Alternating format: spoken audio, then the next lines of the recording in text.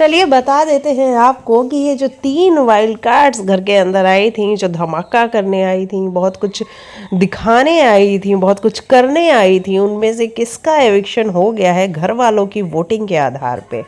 दरअसल हम डे 1 से ही कहीं ना कहीं देख पा रहे थे कि ईडन फिर भी पहले ही दिन आते उसने अविनाश से फाइट कर ली, तो वो थोड़ी दिख गई। उसके बाद से यामिनी अपने अलायंसेस बनाती हुई नजर आई, वो विवियन की सेना में जाके घुस गई और उसका यही था कि मैं तो तुम्हारे लिए लॉयल हूँ, मैं तो तुम्हारी बहुत बड़ी फैन हूँ, मैं बाहर भी तुम्हारे लिए लड़ जाती थी, मैं यहाँ भी लड़ जाऊंगी। हालांकि वो लड़ती वड़ती नजर तो नहीं आई, लेकिन अपने अलायंसेस बनाती हुई नजर आई।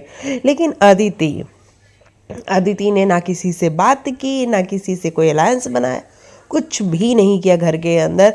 और वो अपनी मस्ती में थी, उसको लग रहा था कि वो यहाँ पे घूमने फिरने मौज मस्ती काटने आई है।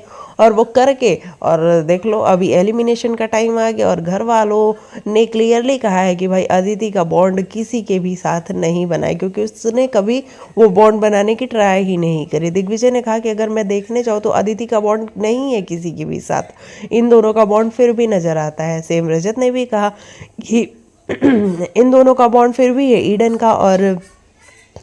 ईडन का और यामिनी का, लेकिन अदिति किसी के भी साथ बॉन्डिंग नहीं बना पाई है। करण ने कहा कि मेरा ईडन के साथ बॉन्ड है, हालांकि मैं डिसअपॉइंटेड भी हूँ उससे, लेकिन फिर भी यहाँ पे यामिनी भी नज़र आती है, ईडन के साथ मेरी कोई बॉन्डिंग नहीं। तो इस तरीके से ईडन यामिनी घर के अंदर रुक जाती हैं और जो बाहर हो जाती हैं सबसे पहले वो है अदिति मिस्त्री।